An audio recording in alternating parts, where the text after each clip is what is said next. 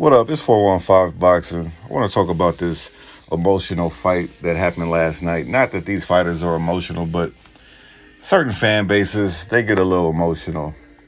When a fighter loses, and people were a little too emotional for my liking seeing Ryan Garcia lose. Either they were making excuses for Ryan Garcia or they were throwing Ryan Garcia under the bus. You know?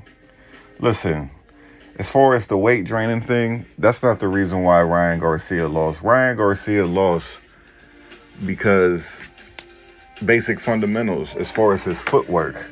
When he got hit by that left hand, his head was down. First of all, he's the taller fighter. You don't want to kneel down versus a guy like Tank.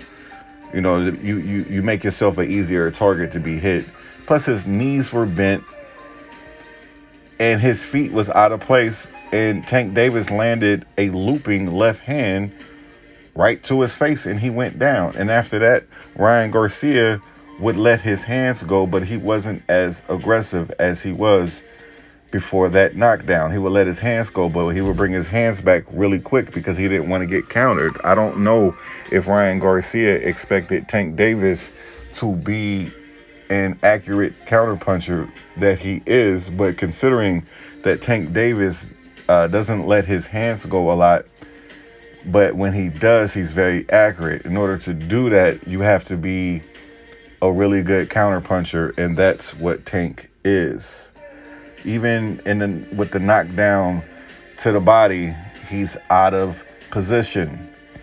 And Ryan Garcia is a taller fighter, but he don't fight well going backwards. And he can't fight well going backwards, pumping that jab. He has to pump that jab while moving forward. And to be a fighter like Tank Davis, when you're a tall fighter, you have to use lateral movement. Ryan Garcia, as far as his footwork, doesn't have lateral movement. So he's going to be right there for Tank to hit. And like I said, Tank is a really good counterpuncher. And when you're out of position as much as Ryan is, you're going to get hurt. He can get away with that versus lesser opponents, but not versus a fighter of the caliber of Tank Davis. Good fight, though. Ryan Garcia dared to be great. He just came up a little short, And his fans, y'all don't have to throw him away like he a piece of garbage. He lost the fight, but he made a lot of money, And in his world, he's in the internet world. So I'm quite sure his followers went up. So he lost, but he won at the same time. I'm quite sure he's going to be okay. And he's a talented fighter, but he just got to work on his footwork.